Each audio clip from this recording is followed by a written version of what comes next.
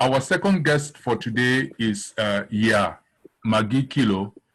She holds an MA in Sociology of Education from the London University Institute of Education and a PhD in International Development Education from Stanford University of Education, USA. She served her country as an educator and a researcher for many years prior to joining the international development community. In 1998, she joined the services of the African Development Bank, where she has held several positions in both country operations and policy review.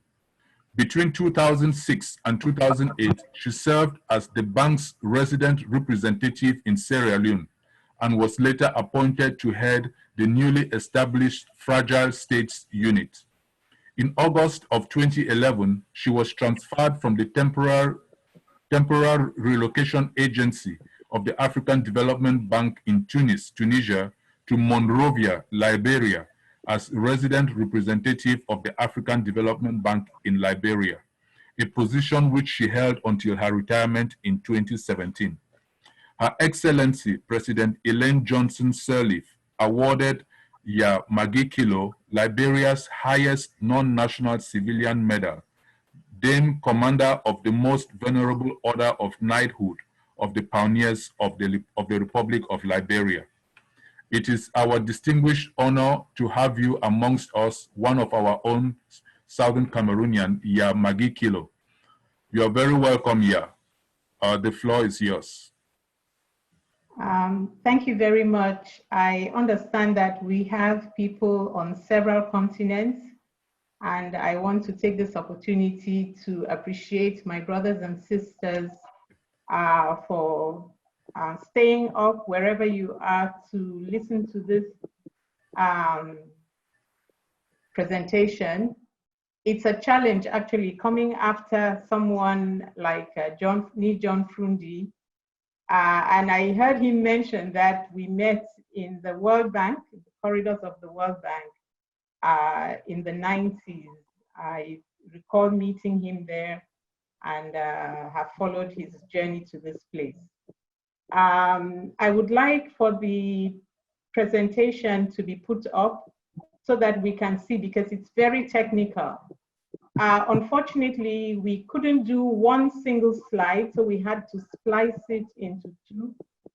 I will be doing a lot of explaining definitions, so people just bear with me. Basically, I want to actually send three messages out. The first one is the architecture and the structure, what the French call organogram, of the international conflict resolution structure, which is mostly the United Nations, that has a peace building mandate, and the Bretton Woods institutions. I will give you a little bit of background onto how those institutions came about. I want to talk a little bit about two concepts, peace building and state building, because as we come out of war, we have to have peace. How does this come about? So these are processes. My talk is international conflict resolution, architecture, institutions, and processes. So thank you very much for having me. And let me start by saying that there are two things that I really want to emphasize as we talk about the architecture. One is the UN Security Council, because it's very, very critical to where we are in the situation in our country. And the other thing is negotiations, which is a very challenging process. So the structure is at the international level first, which is basically at the global level. Then we move to the regional level, and that would be for us, Africa. And at the level of Africa, we have 5 main regions that are north, south, east, west, and center. And we will focus on the center region and then talk about our country as countries of the Central African region. So basically, that's the structure of the talk. the architecture will be the number one. Peace building, which is a phase, will be a process. State building is also the next process, and peace building and state building kind of are interlinked at some point, and hopefully you will understand that more clearly. Now, to begin, we know that World War II actually was very devastating in the kinds of weaponry that was used during World War II, far more sophisticated, and it did a lot of devastation to infrastructure. So because all the countries were really devastated and were taken many, many decades back in terms of their socioeconomic growth, on both sides of the war, they needed a massive reconstruction effort. And this was led by the United States. The world countries came together, and the affected countries, starting with Germany, France, the UK, Japan, Russia, Spain, all the European countries, needed this reconstruction. And what came out of that meeting was two institutions: the United Nations systems at the time, with the General Assembly, and the UN Security Council, with all the UN agencies, funds, and programs under a peace building mandate responsible for establishing peace in all the countries. And then the second institution is the Bretton Woods institutions with the IMF and the World Bank Group, or the World Bank actually is called the International Bank for Reconstruction and Development.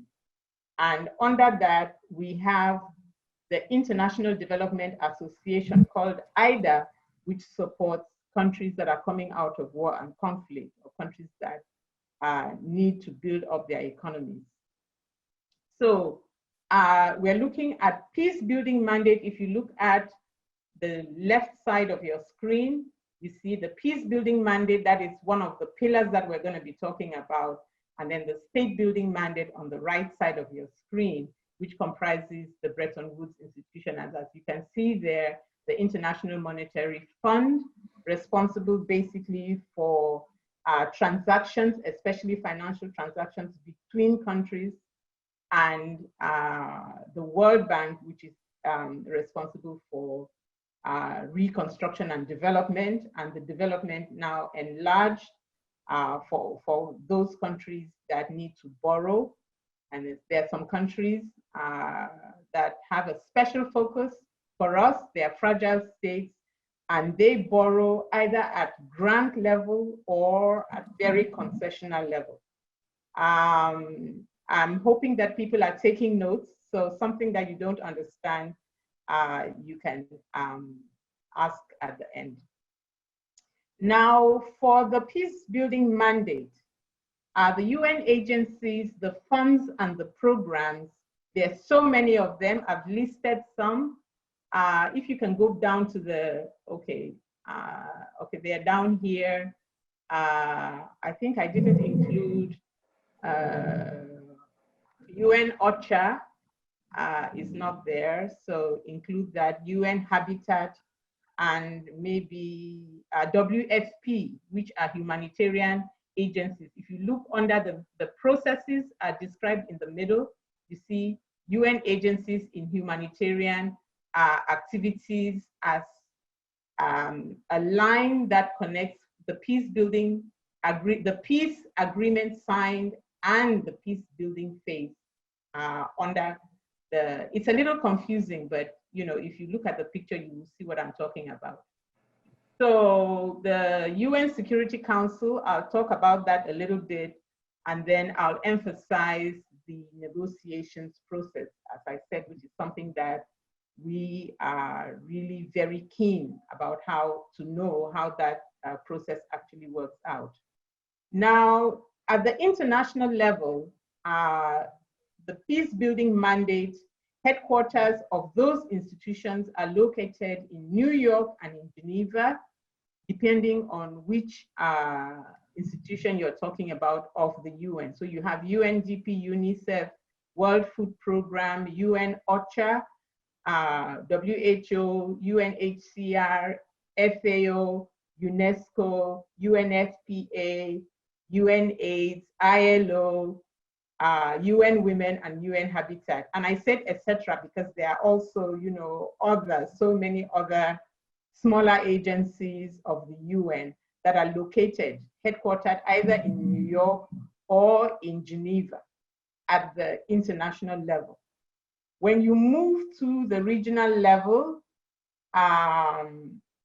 for all of Africa, I think the AU is the best organization that reflects the work of the UN. And so the AU is a similar mandate for Africa as the UN system. And the UN Office for Central Africa also monitors the UN missions within Central Africa. Now, the reason why I want to focus on the Security Council is because the Security Council has a lot of powers that we don't understand. So we think that some things are going to happen, but unless the UN Security Council takes on those issues, it will be very difficult for them to happen for us in our favor. So that's the international level. We are moving now to the regional level. So you have the UN, the AU, which is an African organization, organization, African Union. And this one, as I said, it has similar mandates for Africa as the UN system. And for our regional offices, we have the UN Office for Central Africa that supervises all the countries of the Central Africa region where Cameroon belongs. The AU offices are also decentralized within the countries, and the AU is located in the 5 regional organizations. So you will have, for ECOWAS, for example, in Abuja, you will find an AU regional office for West Africa in Abuja.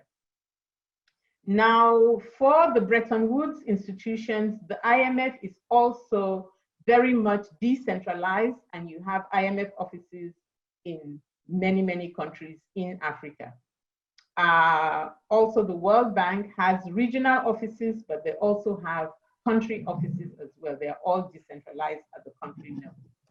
So for Africa, the kind of development organization that we have is the African Development Bank, and that's where I used to work as manager, as staff for a very long time.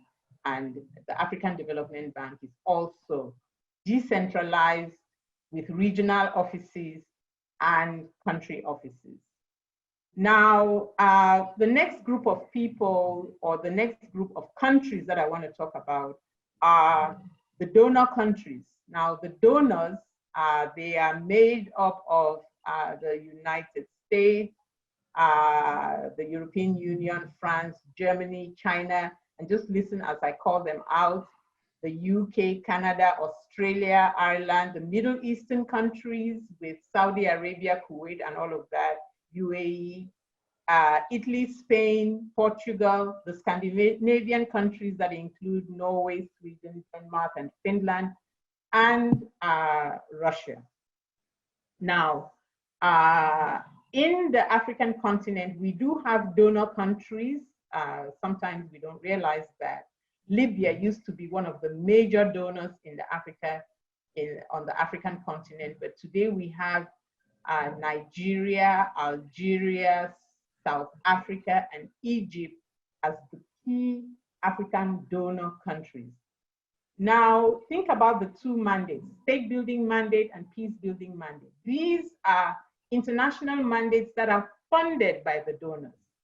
So donors fund both the state building and the peace building activities. And so they fund the United Nations, they fund the IMF, and they fund the World Bank.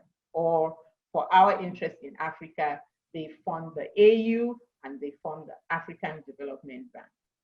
But donors also do something else.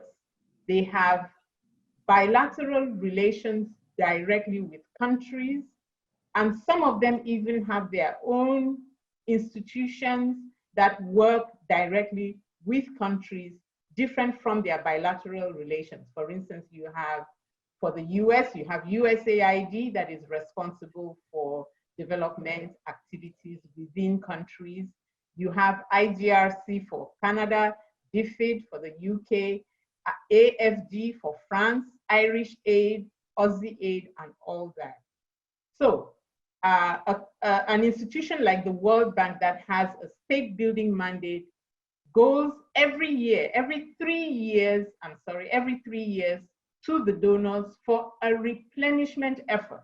So you hear about either replenishment that the World Bank undertakes, African Development Bank does the same, and we have the replenishment also of ADF every 3 years. And these resources are then, they are lent to member countries on a very, very concessional terms. And then sometimes the funds of these institutions actually give out grant resources for fragile states. At the next level, we have international NGOs and local NGOs that are implementing partners. And among these, we have the Gates Foundation, Ford Foundation, Rockefeller Foundation, Oxfam, Save the Children, Amnesty International, Human Rights Watch, Norwegian Refugee Council, the NDI, the Carter Foundation, Habitat for Humanity. All of these, and you see I have etc. at the end, all of these carry out humanitarian activities during conflict, and then at the peace building stage and the state building stage, they all come together to support the work of the donors at the country level.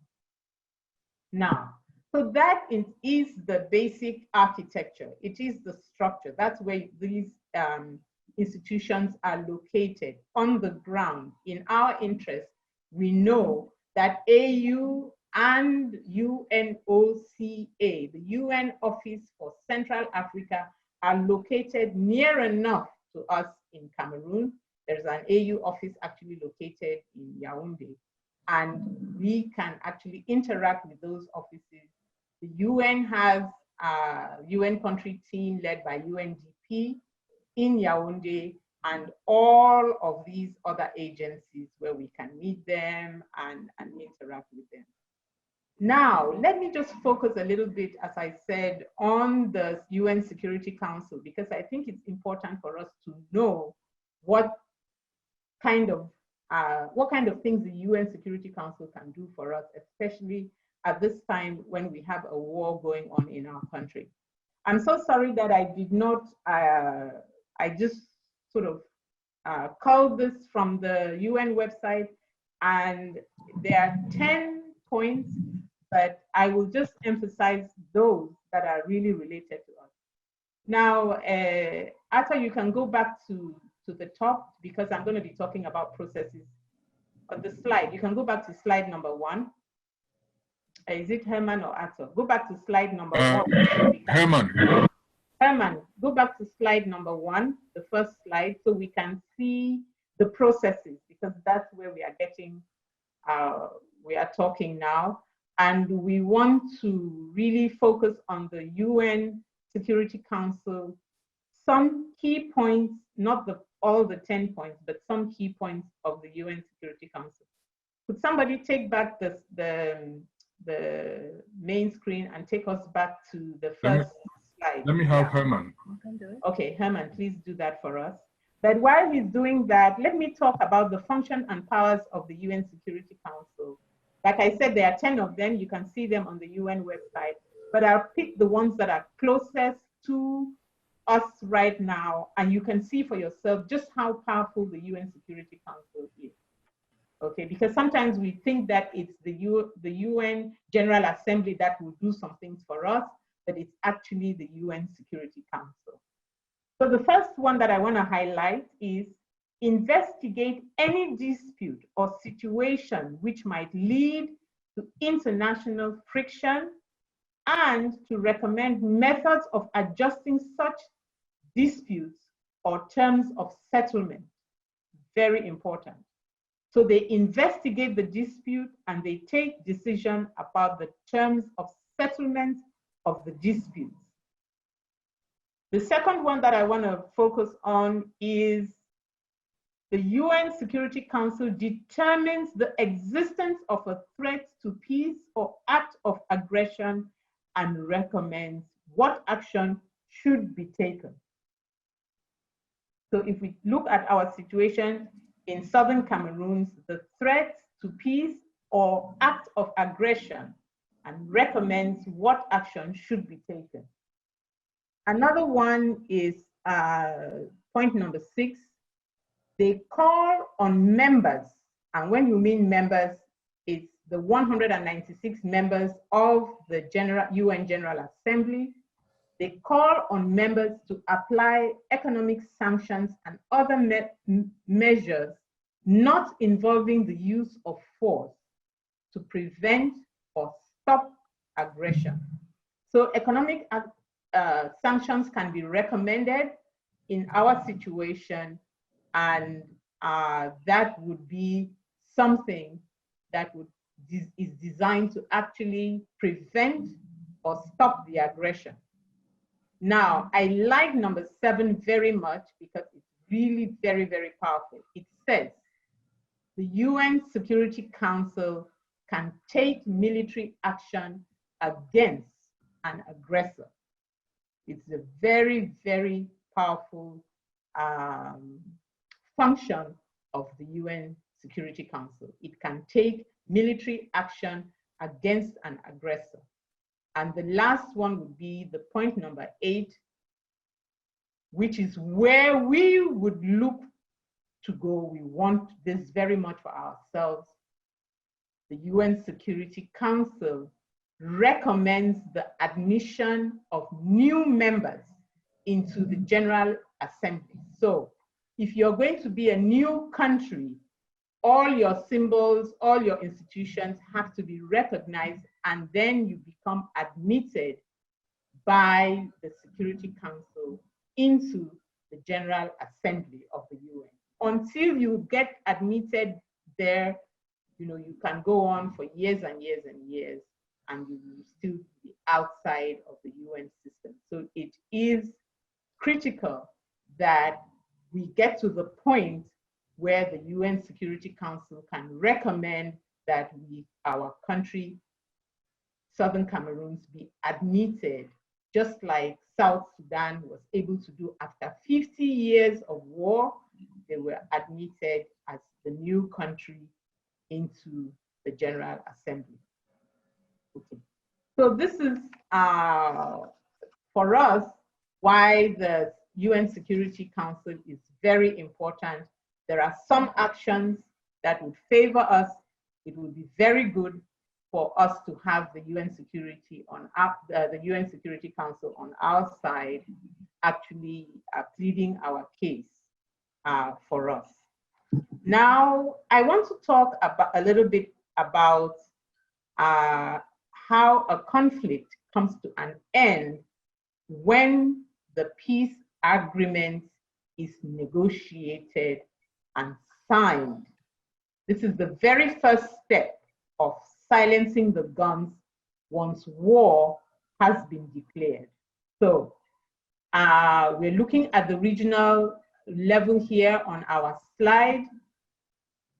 We want to actually have a peace agreement signed. So we're looking at the processes in the middle of our chart.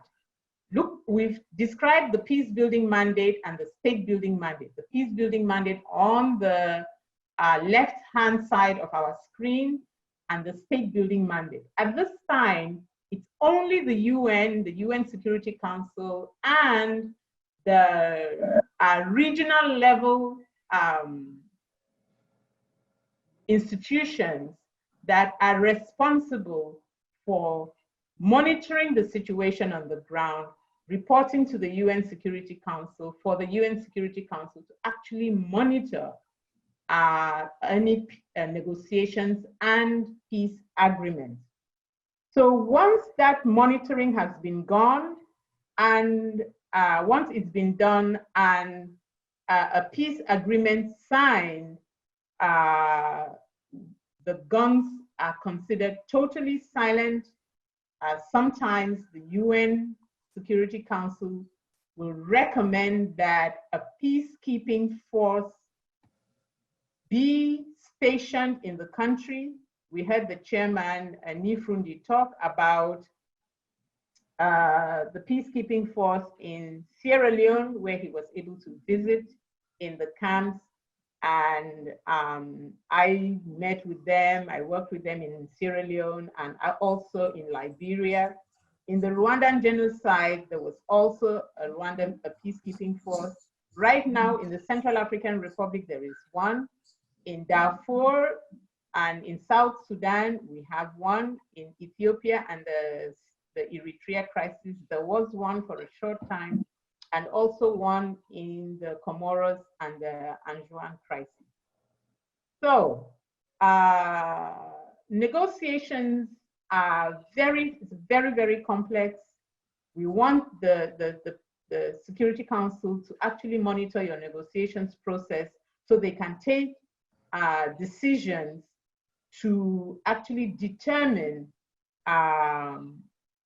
whether a peacekeeping force is required. Now, as we know, the negotiations process can be very complex.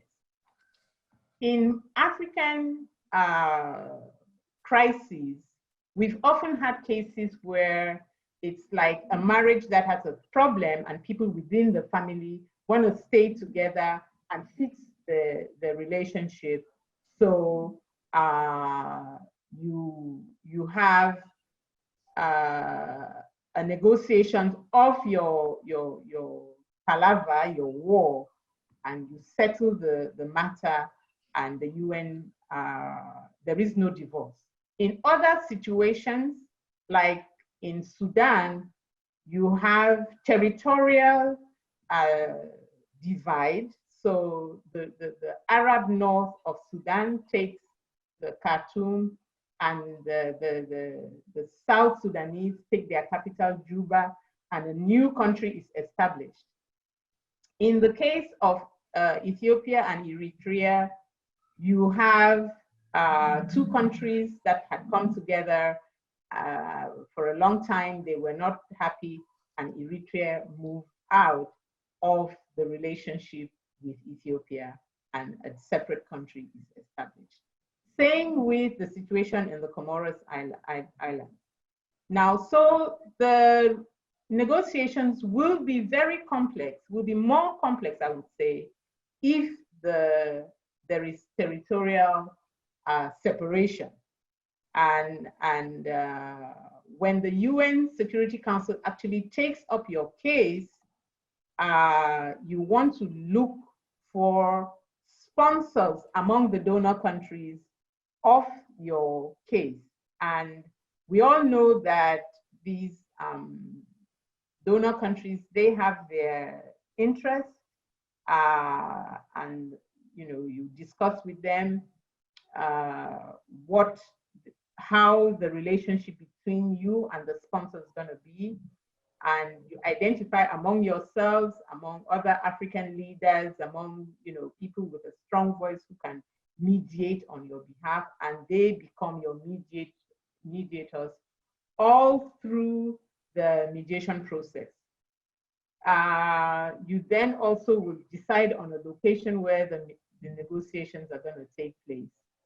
Now, the timing of very thorny issues also will impact the negotiation process. You want to gain confidence as you put your issues and negotiate also on a position of strength, because you'll be listening to what is happening, events on the ground.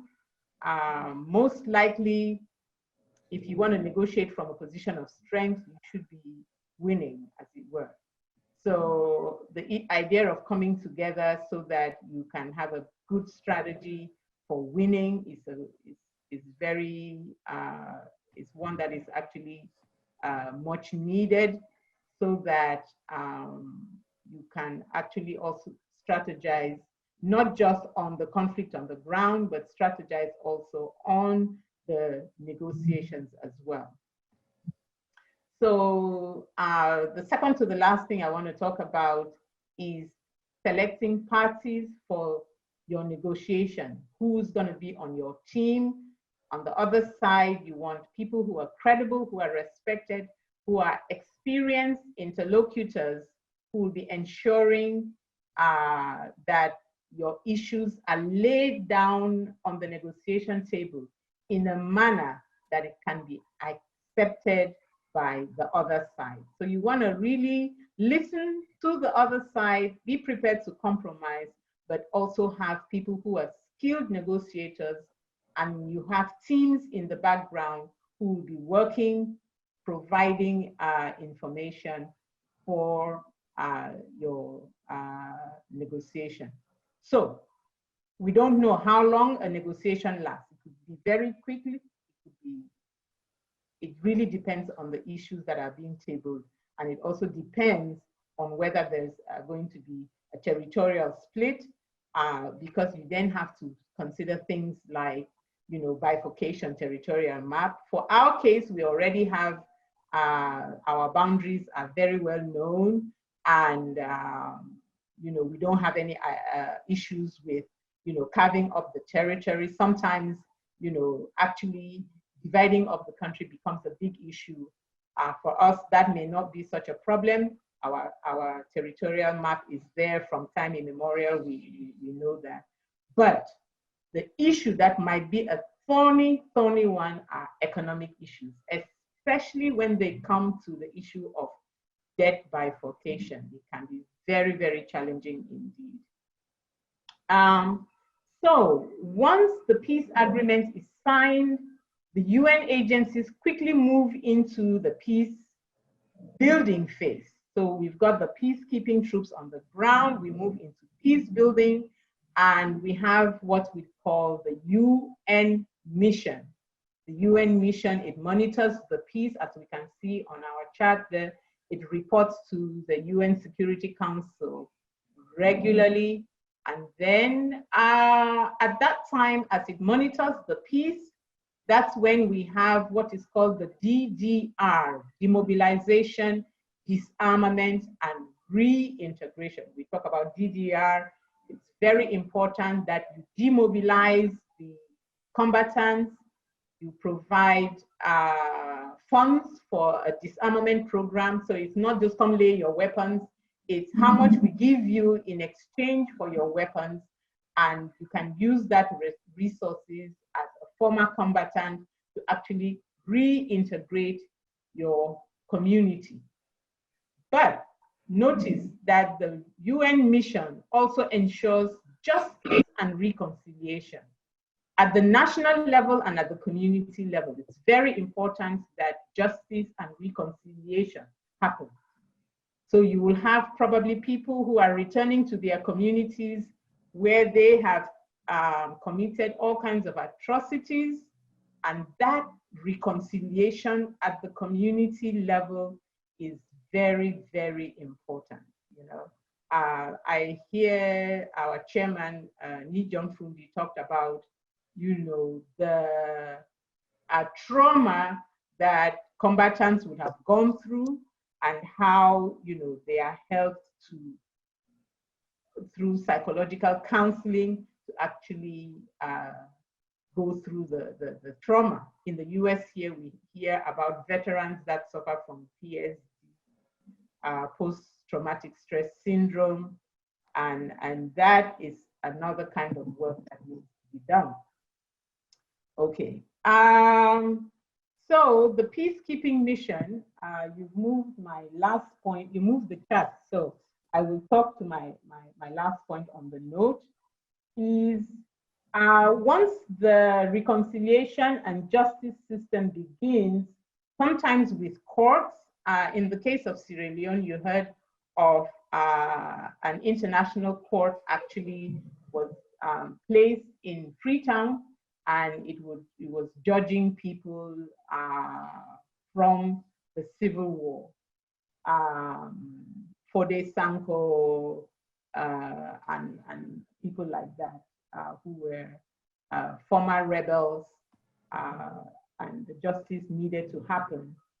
The UN mission also puts in place security institutions such as police and the justice system. So it's not just the courts, it's also making sure that the magistrates can actually adjudicate cases right down to the local government level. And then, of course, okay, here we are back on screen. So look at number 4 on the mission's work to ensure that there is a functioning parliament, an electoral commission is actually put in place, and government oversight bodies. Some of these are like a governance commission or anti-corruption commission, those kinds of audit commission, those kinds of oversight bodies that ensure that the peace actually happens, and the peace building, the peace building actually begins. Now, during that phase of peace building, the UN agencies are really engaged in humanitarian activities because people begin to go back to their communities. These communities have been devastated. We've seen what has happened in our own country. Villages burned to the ground, livelihoods for people destroyed.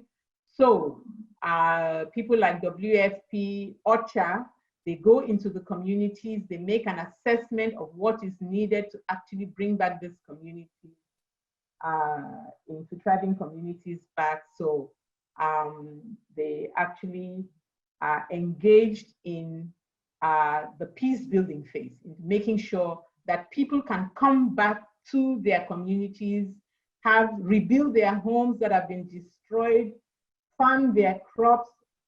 But within the time that the crops can be harvested, WFP is responsible. WFP is actually called the World Food Program, and they are responsible for bringing in food into communities. Okay.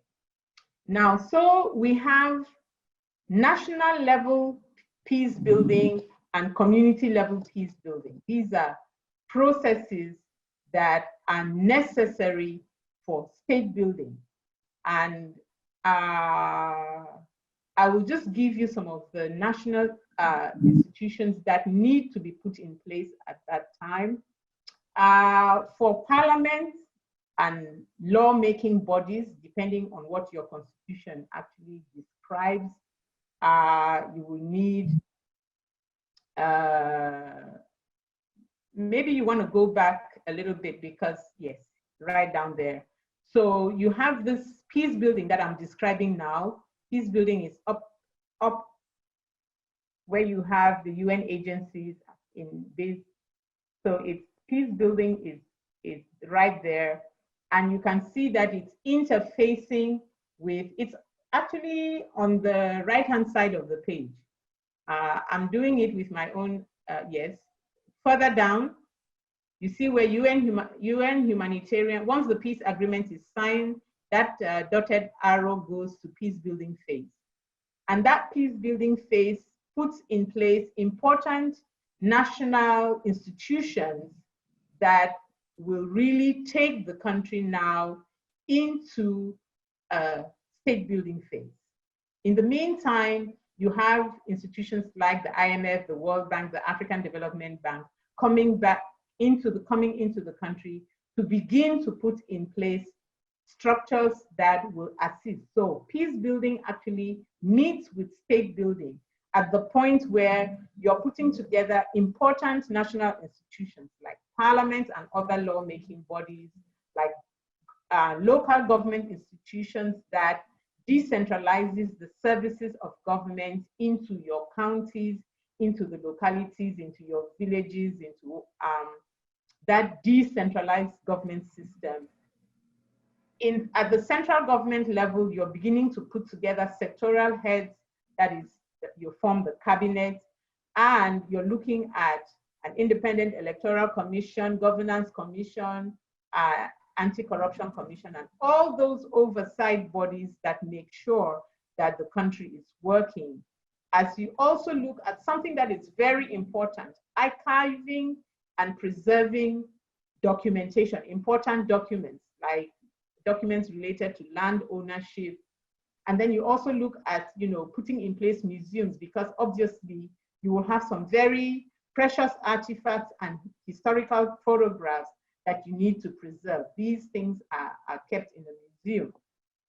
I don't know whether we have museums anymore in Southern Cameroons, but it's very important for a nation's history that we preserve these issues. So the important national institutions, there are 5 of them: parliament and lawmaking bodies, local government institutions, central government sectoral heads in a cabinet, independent oversight bodies, and history preservation bodies like archives or museums. These are very important. And then you go further down, and with regard to justice, I'll just talk about justice, and then I'll talk about finance. Justice is very important because you do need, at that point where you're doing a lot of the reconciliation, you heard of the TRA, the Truth and Reconciliation Assembly in South Africa, that came up with, justice, reconciliation for the country at the national level. You need a Minister of Justice, Attorney General, you need the courts, you need chief justices, magistrates, etc. You also need at that time to put in place a police force that will monitor security, crime, and punishment. At this time in the process, the military is not very necessary, but you can think about how you reintegrate your former combatants into an army, or you provide them with training in technical skills and literacy programs, if they so do. Fortunately for us as Southern Cameroonians, we do have a very, very educated combatants, and we might not need that for them. We might just probably have to provide them with resources for their livelihoods and then integrate them into an army. But the very last of these national institutions that I want to talk about is your finance, because this is the embodiment of the state building apparatus. You need a Ministry of Finance and a central bank. You're going to have your own currency, and you want a central bank and a Ministry of Finance that work together to make sure that you have an economy that is functioning, is well managed. You also want to do 2 big things. The first is to generate revenue or collect revenue by establishing a tax system that works for your people. And you want the Ministry of Finance to actually manage the budgeting and the expenditures also.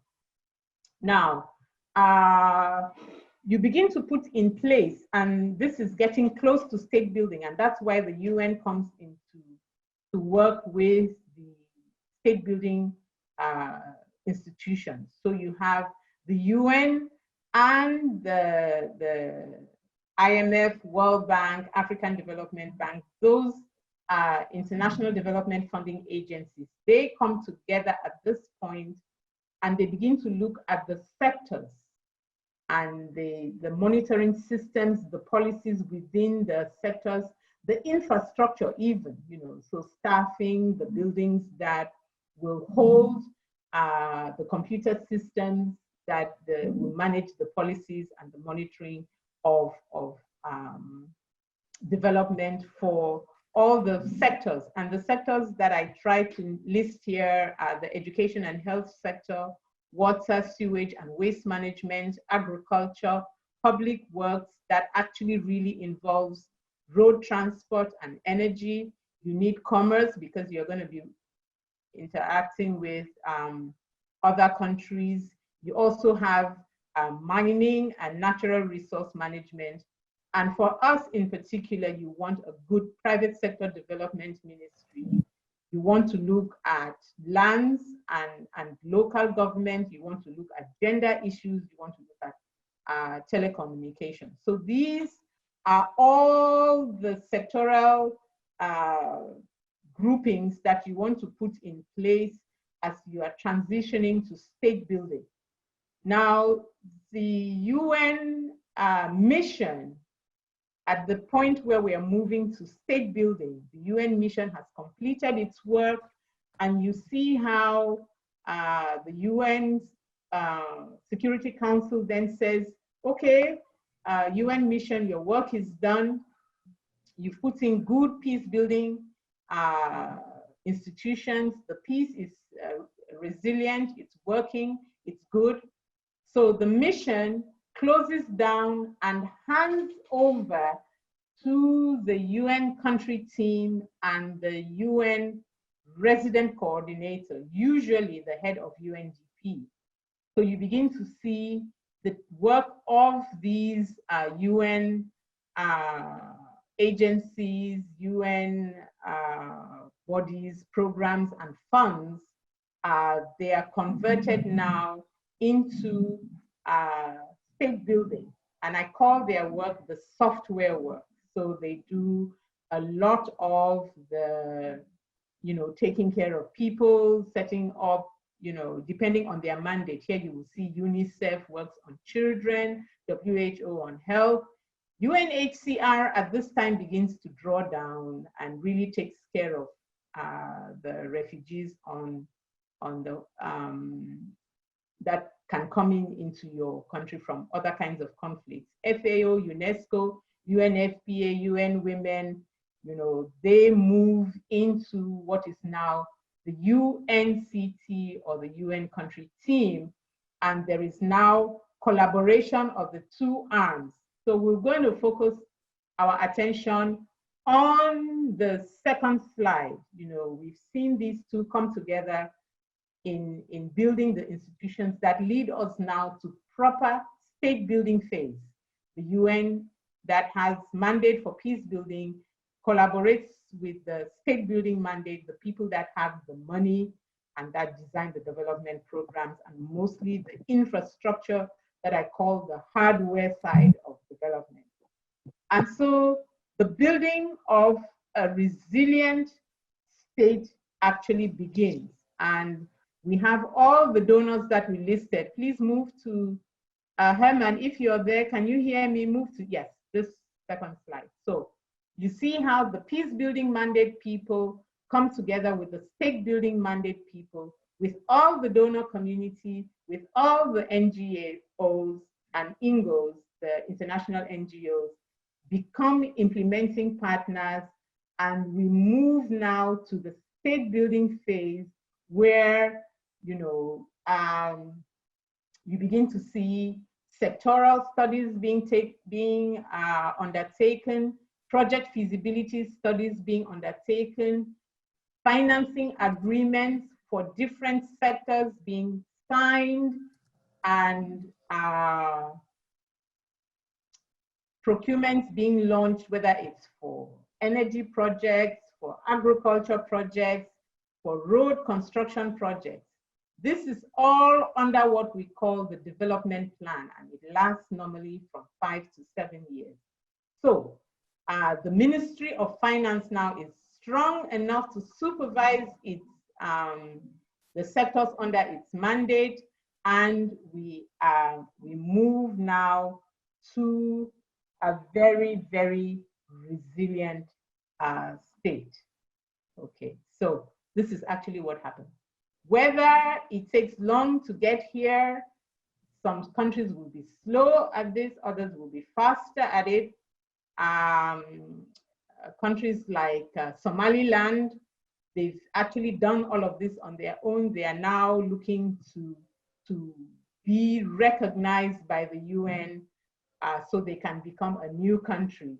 But the UN is telling them, you can't leave Somalia behind. You have to work together so the country is one, because, of course, we know Somalia, they are one people, one culture, one language, etc. But just warlords that are fighting for them. So a quick summary to conclude: peace building under the UN system, state building under the Bretton Woods system. These institutions come together when conflict breaks out in a fragile state, and we put in place the processes that you have seen, peace building and state building processes, and we build institutions within a country so that we can have a strong, resilient state. The donors all support peace building, state building, and their own bilateral relations within the country. NGOs engage in humanitarian work and they become implementing partners. So you have the software, the things that you don't see very much, and you have the hardware, which are the things that are financed that you see, the roads, the electricity, the water, the agriculture projects. All of these come together to establish national and local government institutions and build sectoral infrastructure for a strong, resilient state. I thank you for your kind attention. Thank you very much, Yaah, for that presentation. I hope we as a people have gathered a lot of information useful to us, because it's not just about the war, but what happens after the war. And this is something that we cannot wait till after fighting to begin to learn how the processes work in the international community. Where do we turn, at what stage, and for what? It is important that we understand these services, and thanks to your experience, having gone through this process in Liberia, in Sierra Leone, where even the chairman said he met you. He actually told me he visited some places under a military guard because it was in the middle of fighting. And we thank you for risking your life, helping other African countries rebuild after war. And we thank God that you are one of us, and your expertise will come in if and when, hopefully, we get to this ceasefire state. We thank you very much, and we would take some questions. Herman, are you there? Herman? We see yes, we I'm have. here. Okay. Yeah, I hope you have a few more minutes with us to take questions or comments. Yes, Herman, you said you had 2 minutes for. Yes, I believe Dr. Ngu had a comment. A question or a comment? Indicated comment. Okay, let's take the questions. And please, those who have their hands up, we want questions pertaining to this subject. We don't want questions on other matters we are not on now. If you have questions for Yaah, Maggie Kilo, about the post-war reconstruction process and peacekeeping, state building, and the agencies that come in, the Secretariat already has some. The Secretariat already had some? Yes, some questions have come in. Oh, okay. Let's take some questions from the Secretariat. Then I see Jojo Ambazo and Dr. Patrick Asibong have their hands up. Go ahead, Secretariat, with the first question.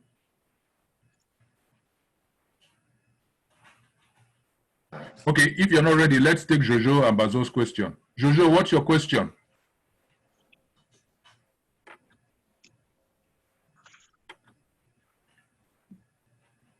Jojo, unmute yourself if you can. Okay, go ahead. Okay. Ask your question. Yeah. Thank you very much. Thank you, Madam, for coming. Based on your presentation, we can see how we are starting from behind, from creating government in the diaspora to creating the DDR when the war is still going on. Based on your experience on negotiation, in the case of the Southern Cameroon with La Republic of Cameroon, in case of negotiation, what are some of the areas that you think we might compromise? Because I heard you talking about compromise in negotiation process.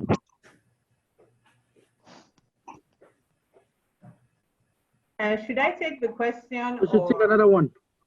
Okay. Yes, yeah, sorry. You can write it down. We'll take questions in a block and then you just answer them in a row.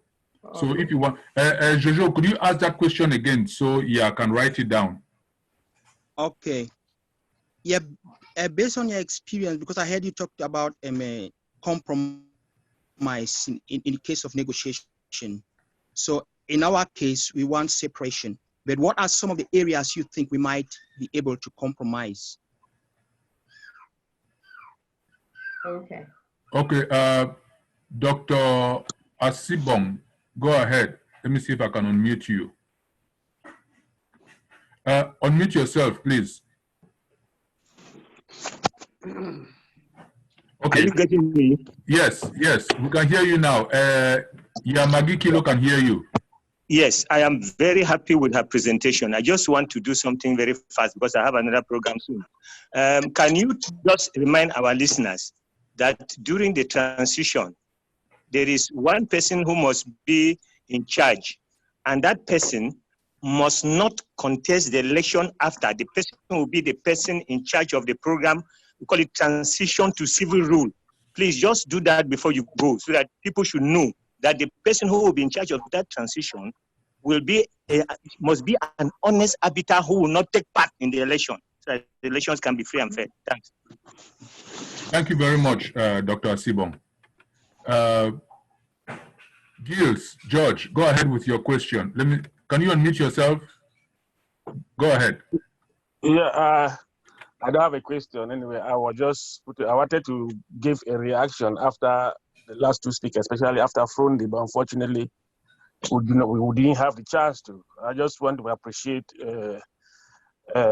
Madame Kilo for her presentation, and it is really timely, and we will use the information, and we just hope that you will be there to help with your expertise when that time comes, when it's needed. And I also want to comment on the last speaker, Frundi, that it was rather unfortunate that we did not inform Frundi exactly of what is the purpose of the town hall. Because I think the town hall know what it wants, and what it wants is an independent. And when we say we are political, we're talking in relation to who have decided for independence of Southern Cameroon. And that's where we say we are political in relation to the groups that are people who have accepted the independence of Southern Cameroon. So we could have made that clear to Frundi to understand that if he comes here, that is what we wanted to talk about. We have a guest now. We are not talking about me now. Please, let's respect the guest and focus on her topic. Yeah, but yeah, that's why I have given her Just we'll have the opportunity to comment generally on today's yes, today's talk. After our guest. Let's just respect the time that we have with the guest and maximize what we can learn from her. Okay, thank you. Okay, Mfo, please unmute yourself and go ahead with your question. Let it be a question on the topic. Okay, thank you very much. Thank you and welcome, Madam Kilo of the Kilo Brothers from the Kilo Brothers in Victoria. My question goes to you as an expert in the United Nations. You have a lot. Now that Southern Cameroon has been tangled by the British and the French, why is this bias? Are we supposed to be are there supposed to be so many deaths before the British and the French leave us to go? Because our problem is not French Cameroon. Our problem is the French, that is France and the UK, United Kingdom. So what are your recommendations and why are they biased to us? Thank you. Okay, yeah, I think you can go ahead and answer this set of questions, then we'll go to the slides, questions that went through the Secretariat. Okay, the very first question had to do with the areas of compromise. What we are looking for is a territorial split. Now, that kind of divorce is much harder, I will say, very clearly. It's much harder because it's territory that is involved. It's, you know, I mean, the killings going on now tell you one thing. The La République doesn't really have respect for the people, but it wants the land.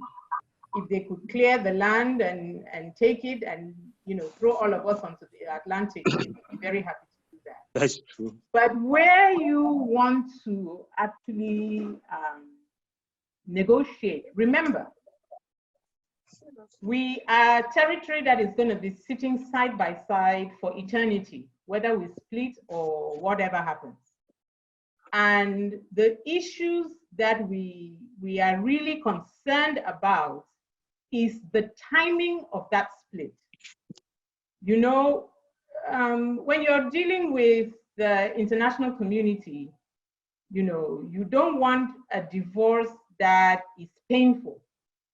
So you want to couch your language in the timing of the split. So you can say, like clever people have done in the past, in other parts of the world, you can say, all right, since you don't, this is just a suggestion, since you really, we can't live together because this relationship is just not working, let's try a period of autonomy for about maybe 6 to 10 years. We try to govern ourselves on our own and separate a little bit on our own.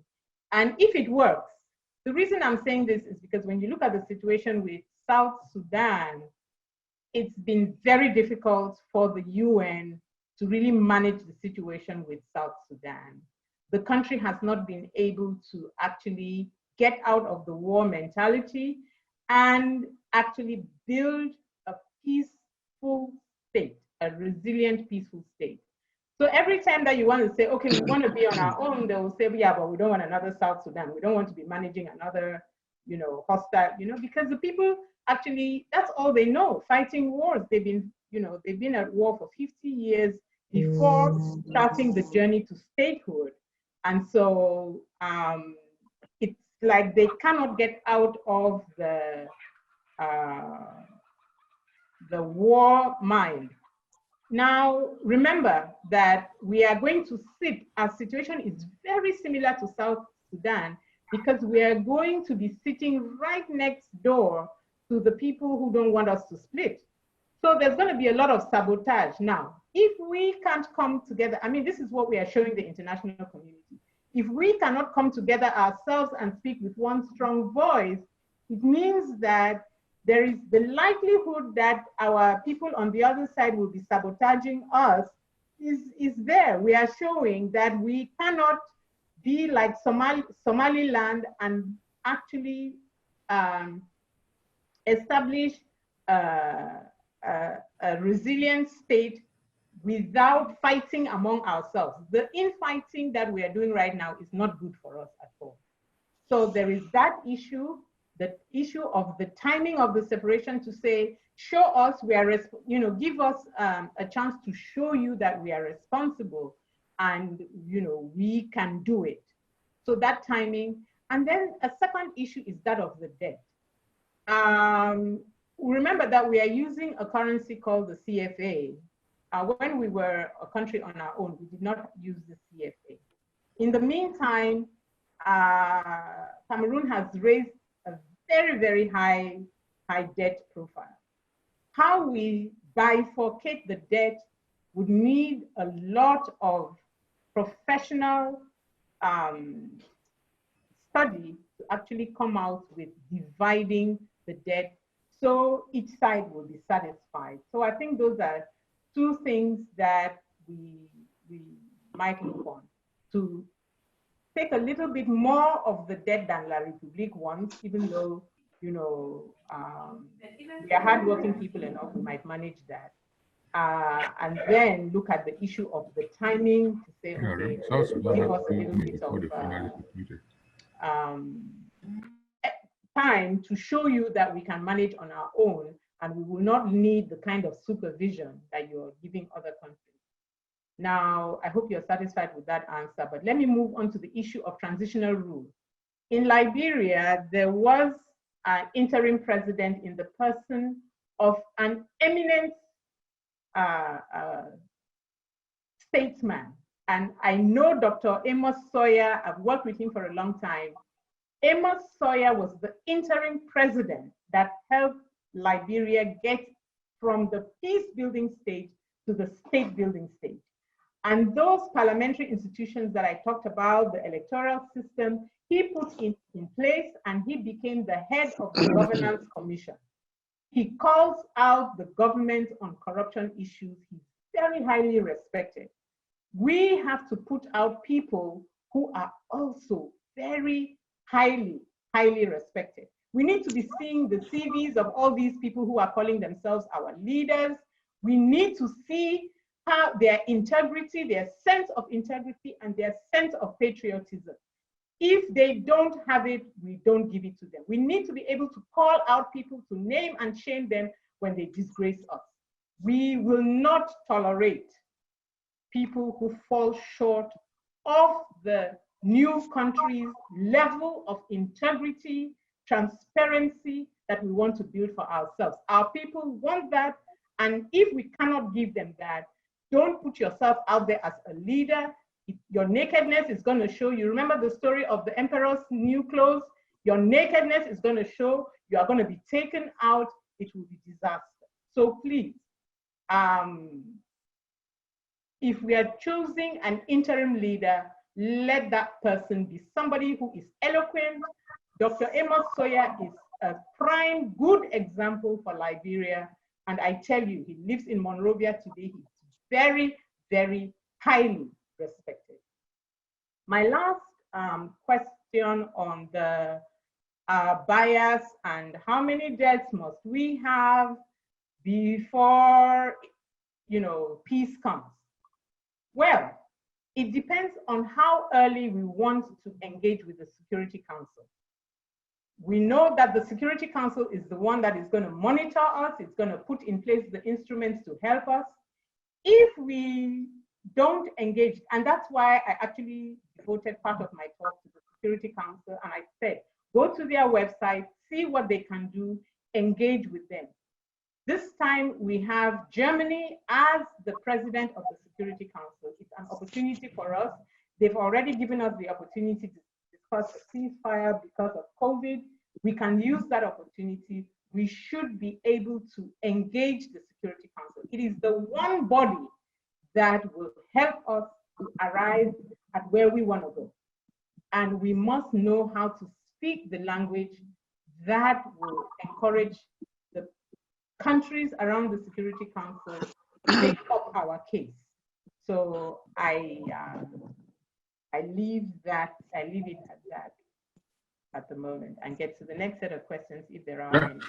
Thank you. Secretariat, are you ready with the next set of questions?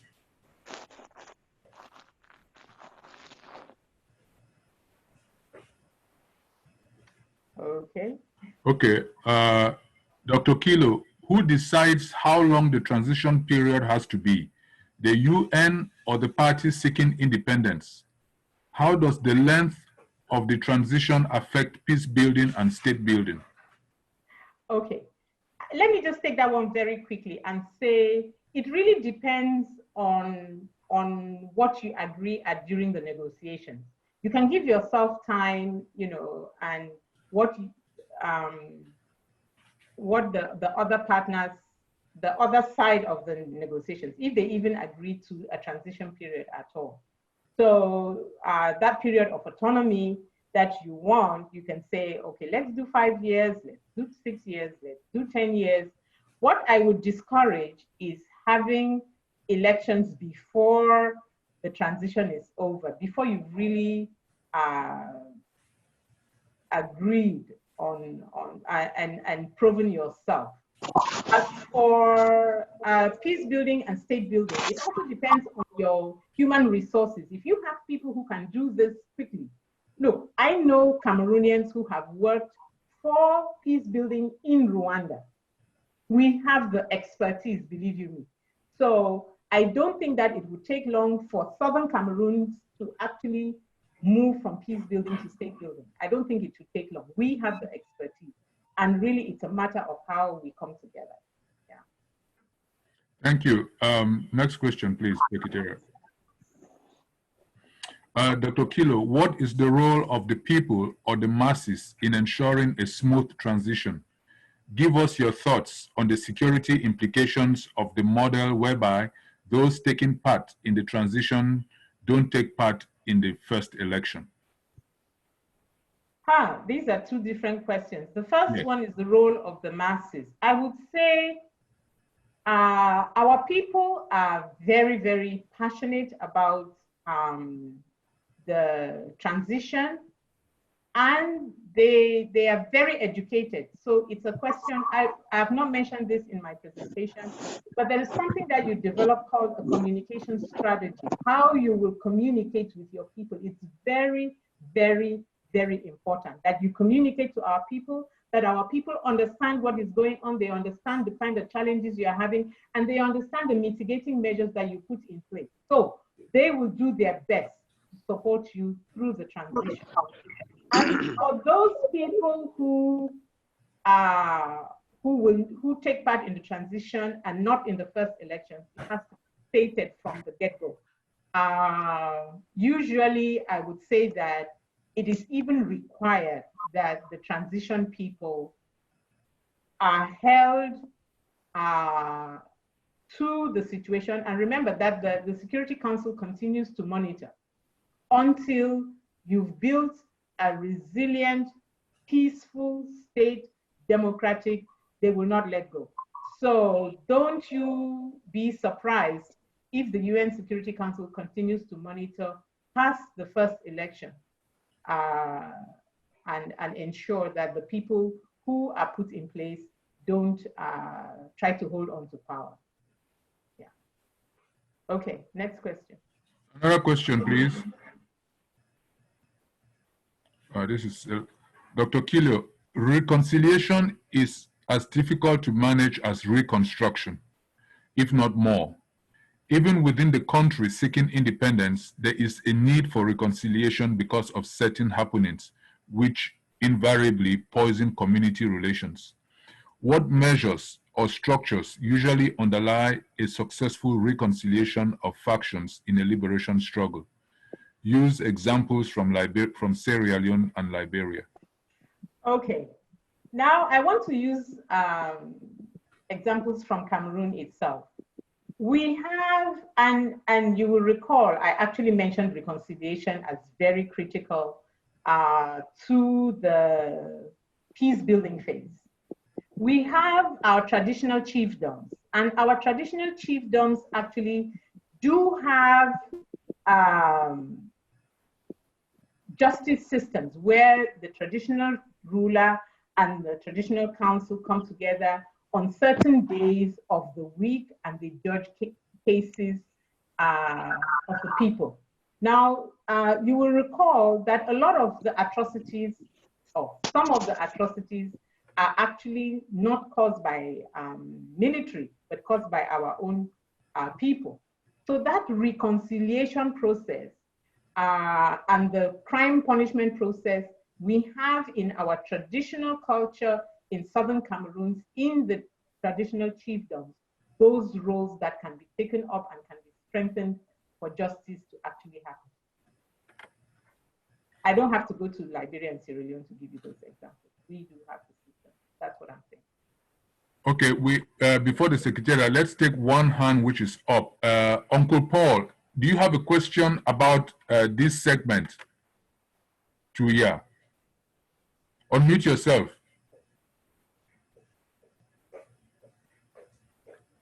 Oh yes, I get a question. Good evening, house. Yeah, speak louder. We cannot hear you. Okay, you hear me now? Yes. Okay. Good evening, family. Madam Kilo, good evening. Dr. Kilo, good evening. My question concerning your background, like Papa Kilo Pekin, and we'll get another Papa Kilo Pekin for downway. It be fully involved with. Is this personal or is this on the topic? Because we are trying to focus on the topic. I don't know what your question is, but this is not the forum for personal stuff. Uncle P, you did it.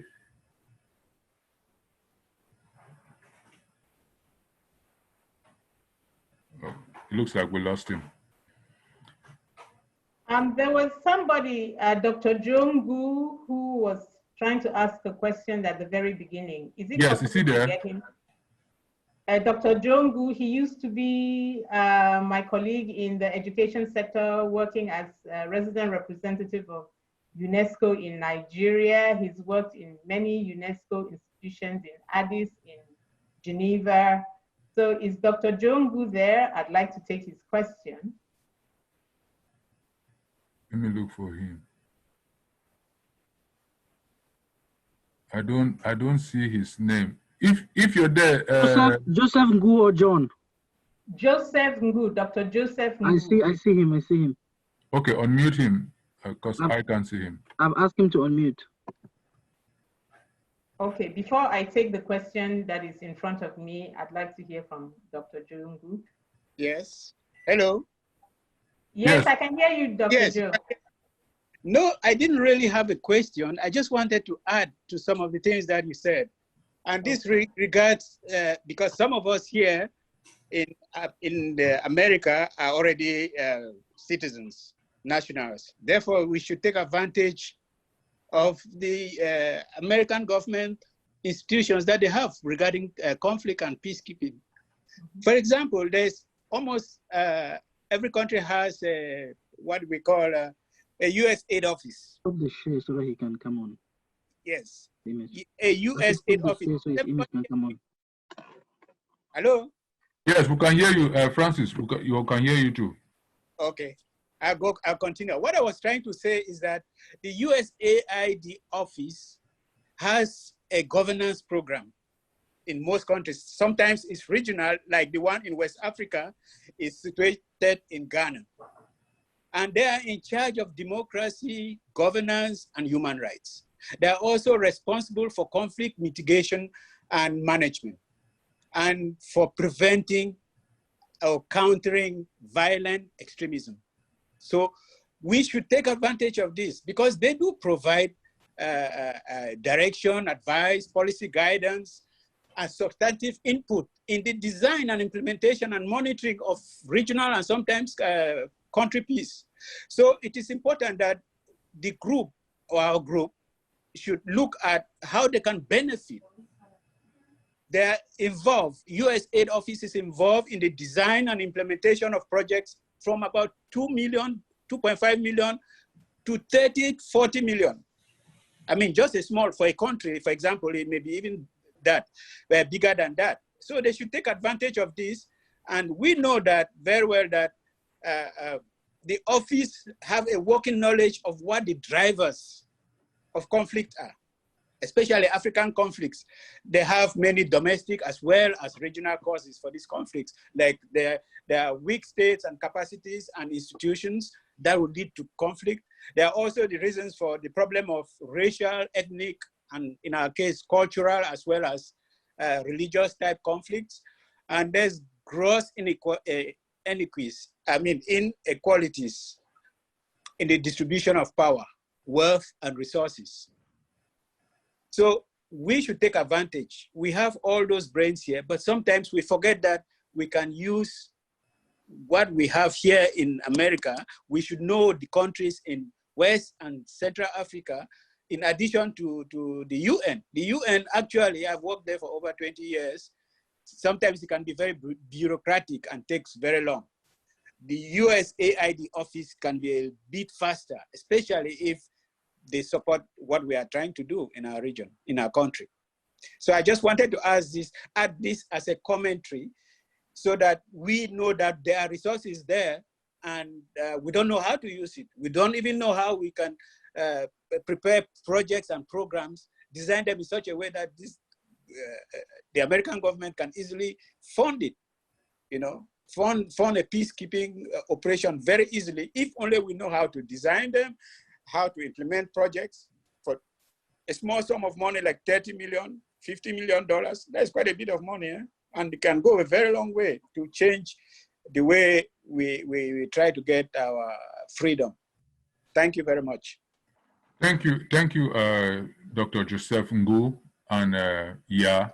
We hope Dr. Joseph Ngu and Yaah, if you are open to it, the Secretariat would like to reach out to you and some of your other colleagues who are, especially those in America, so that we can set up a team of experts who have actually worked in international organizations and in conflict regions with the experience, the background, and the network in these institutions, so that we as Southern Cameroonians can start putting our human resources to full capacity. Because a lot of us are sitting here, a lot of people are thumbing their chest that they are leaders. They have no idea how these systems work. And a lot of us didn't even know that we had this much human resources here in America.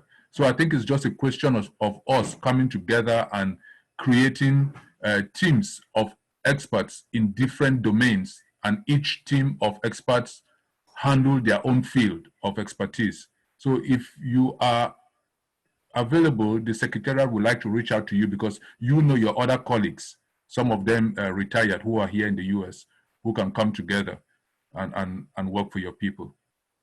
Yeah, thank you. Thank you. So yeah, let's take a couple more questions for your segment, and then yeah, there was the last question which I didn't quite read. That was on one screen. more. Yes, let's take that last question. Secretariat. The last question on the screen, I didn't quite read it even. So if I can get to answer that, then I'll. Yeah, Secretariat, could you put up that? Thank you. Yeah, he's putting it up, and a couple more after that. Okay. Because what are the key areas which are often subject to negotiations when belligerent? Oh my goodness. We're reading somebody's emails again. Okay. Okay. It really depends on the kinds of issues. Basically, you have conflicts where territorial separation is not involved, and it's a question of power sharing, justice issues, those kinds of issues that were the case in the Sierra Leone conflict. Now, you guys don't have the background to that. Sierra Leone and Liberia have a very similar situations where you have an indigenous community and a settler community.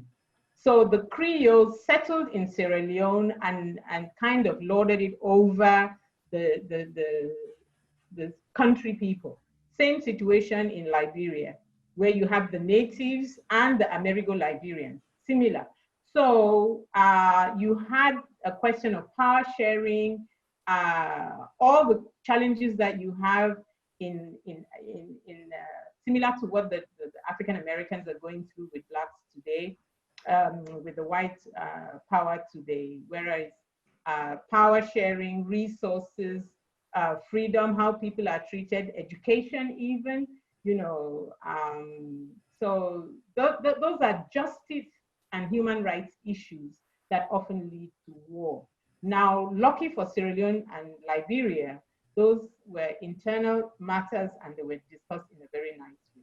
When you go out of that kind of conflict, you enter into the kind of Arab and Negroid Sudanese Dinka people of South Sudan, and there you have a different kind of conflict. The people cannot live together and they want to separate. Now, over to the Senegambia situation where it's a matter of very similar to ours. The Anglophones cannot survive with the Francophones in Senegambia, and the Gambians said, no way. They are the same people, they speak the same language, they, Wolof mostly, they have the same culture, but just for the language and the culture of the Britain that they had inculcated in their system, they couldn't live together, so they separated. So there's difference in what is actually happening. If people want to really separate divorce, like the Eritrea situation with Ethiopia, there are different kind of issues tabled. Like the Sudan situation, there are different kind of issues. Otherwise, the Sierra Leone, Liberia situation, it's just a matter of making sure that there is equity in the different groups within the country. Thank you. So the next question, please. Okay. Why? Okay, Dr. Kilo, with a member of Security Council like France implicated, what advice can you give publicly about how we can engage Security Council as she has called us to do? Okay, well, it depends on the language that you speak, how you lobby, how diplomatic you want to be. When you're courting a woman, you use the language that she wants to hear. So for instance, if you start saying, oh, Britain and France made this mistake, etc., maybe they should rectify, then we are already telling them, instructing them what to do. But if we say, look at our situation, the human rights is not good, we cannot survive in this, our cultures are different, it's a different kind of language. So it really depends on how you want to lobby them, the kind of language that you think that they will want to do. It's a matter of how diplomatic you want to be. And then the issue of, well, we'll take it slow or we'll do it right now. So, yeah, thank you. That's my response to that. Okay, let's take one more question from the Secretariat. Okay, comments. All right, I think Dr. Joseph Ngu already gave his comments. Okay, that was the last question. Yeah, then we'll go to the comments. I don't know. There's one hand up. Oh, there's one hand up. Okay, I didn't see that. Okay, Amber Farmers, unmute yourself. Okay. Go ahead. Do you have a question or a comment? I have a question. Go ahead. Okay, Maya, thank you so much for your presentation. My question revolves around, is La République du Cameroun considered a fragile state? And then the next one is, what is the process from your experience for the Security Council to send an international fact-finding mission to Cameroon and Southern Cameroons? What advice would you give to Southern Cameroonians to work on getting this international fact-finding mission? And lastly, let me just take this opportunity to make a comment. Maya and Pajo, you guys should come into the struggle and help us, please. Thank you. Okay, let me take the one on whether La République is a fragile state. Now, how do we define fragile states? Fragile states are states that have been weakened by conflict, by natural disaster, or, listen to this one, by mismanagement and corruption. So decide for yourself. Is Cameroon a fragile state? Okay, I won't say anything more than that. Now, for the UN Security Council to send a fragile fact-finding mission, okay, puts us in the context of the Central African region, where we have the UNOCA, the United Nations Office for Central Africa. It's located physically in Libreville, Gabon. Now it's headed by, I think, a Malian or Senegalese. How do we get that UNOCA in that region to take up our case with the UN Security Council so that we get a fact-finding mission? First of all, a lot of fact-finding missions are already happening on the ground. We already have, you know, the NGOs that have a lot of reports on the human rights abuses. They are already taking place. What we need to do from inside of the UN is to begin to lobby UNOCA to send the reports that actually require the fact-finding mission. It depends on how we put our case. But we don't only need to work with the UNOCA. In the Security Council, we have countries, and we must listen to them, hear how they talk about our case, that actually have an ear to our situation. So we can begin to write to them to take up our case. I think the last time I listened, Russia was not a bad one, I must say. I don't know whether they're still there. The Caribbean islands, there are some islands, even the countries of Northern Africa, Tunisia, you know, Algeria, you know, we could really get lobbies for them to see our point of view and actually take up our case at the level of the Security Council. But the sooner we engage with the Security Council, the better for us. That's what I would say. Okay, thank you.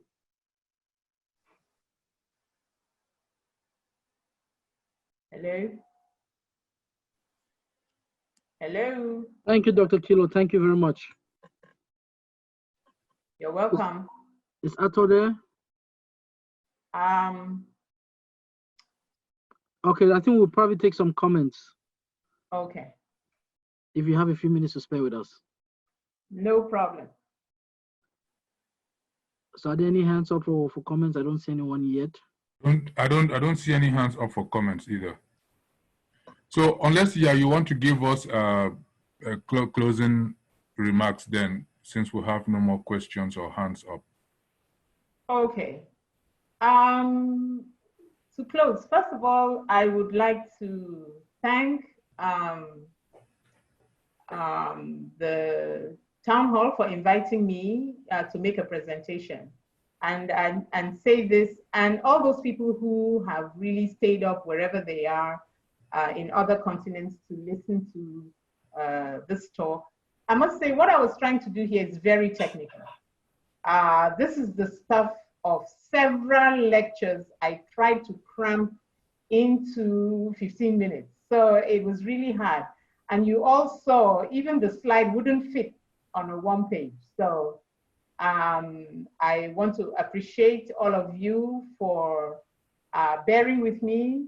It was not easy to do this because, you know, I spoke in generalities, whereas I could have given you lengths and lengths of materials that are specific to countries, some of them that I've lived in, some of them that I've visited, some that I've read about.